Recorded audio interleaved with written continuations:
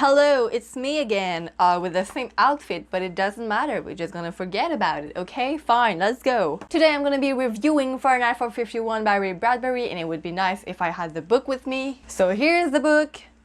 I really love the cover, to be honest. I really love this edition. Alright, I am prepared, I have my little notes, and I'm gonna put the book here because we're talking about it. I give this book a 3.5 out of 5 stars. I'm not too sure about the rating just yet. I'm still conflicted, even though I have read it like ages ago, but anyways. This book is set in 3 parts, so it doesn't have any chapters, it just has 3 parts. You have the first part where it is more of a world building, you have the second part where it's more of a search actually, and the third part is just downhill, basically. Not in a bad way, but like downhill in the story. This is in a world where firemen are causing fires now into people's houses instead of taking them out. They decided that any book is bad because it has too many opinions, everything is fake in them, and if it's not fiction, it's sometimes not true and invented, so they decided to just burn everything. So they made houses fireproof, but then they started going, well, the firemen started going into houses to burn the books. And so the house won't be burned at the same time.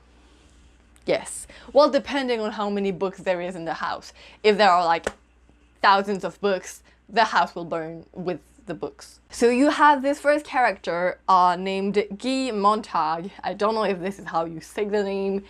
It sounds like a really French name, but it's an English book, so I'm kind of confused about that part. But anyways, he is a fireman, and in the beginning of the book he likes to burn stuff. He's a very impulsive character, so he does everything pretty much based on his emotions at the moment. The first part of the story is really slow and very unclear. I didn't really understand much of it because the world setting is it's unclear of what is real and what is not real, because at some point I thought it was real, but then it happened to be a dream, and I was like, wait, what? How did I not see that coming? And just I was confused. In the first part, there is a major point where everything goes downhill after that. Guy's wife, her name is, I don't remember her name. Wow. Mildred.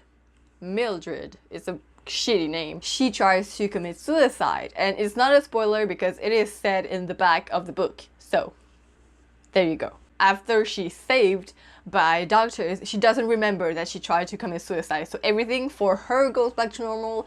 But for Guy, he's like, he doesn't understand why she's not happy. He didn't see it, so he doesn't understand how he could prevent it the next time. So it's kind of frustrating for him. And at the same time, he meets this little girl named Clarice McLachlan. Is that really how it's called? I'm gonna name her Clarice. She is a 16-year-old girl, and she's very odd, people would say. She walks around and she just thinks. And in this world, it's a weird thing to do. And she starts asking Guy all of these questions about his happiness and if he is having the time of his life with his job, if he's happy. And of course he goes, well, of course I'm happy, why wouldn't I be? And she just continues to ask him questions that makes him ask himself why he is happy or if he is not happy. At the ending of the first part, it's not really a spoiler, it's just that Beatty, Guy's boss, explains to him why people burn books and why it is important to burn books and why the government decided to burn books. And it was really interesting to see that point of view, because since the first part you don't really understand why all of this is happening, and then at the end of the first part you understand why, and it's really illuminating for the rest of the story. And yeah, I'm not going to talk about the second and third part because of course there will be spoilers, but he just goes a bit crazy. He tries to understand why people would like books in the first place, why people invented books, and it's not really a safe path to take because nobody wants to know that. Everybody just wants to burn books. The pros and cons for this book, the pros I have is that the plot is really interesting. It had great potential. It was a really interesting take to the world. I really like the character development of Guy Montag because in the beginning of the book he really likes fire, he likes to burn books, but then at some point he tries to question himself as to why he would burn the book and why not burn the book. The ending was really unpredictable. I did not see that coming, so that was really a nice twist because at the end I was kind of being bored a little bit, and so I was really surprised by the twist at the end. Another character that I really liked was Beatty because he has really strong beliefs. He doesn't believe anything else, so he just believes his own things and like everybody else is wrong. So that was really interesting to see a really strong character not actually being right. That was interesting. The cons for this book is the first part was so slow I almost DNF'd it, so that was bad. All of the other characters except Montag and Beatty, they were all boring. Mildred was, if she hadn't been there, it wouldn't have changed anything to the story. Well, of course, Clarice was important, but she didn't add anything. Guy could have just asked these questions himself, and it wouldn't have changed anything. She was just like the person linked to him to just ask the question, but then she just left.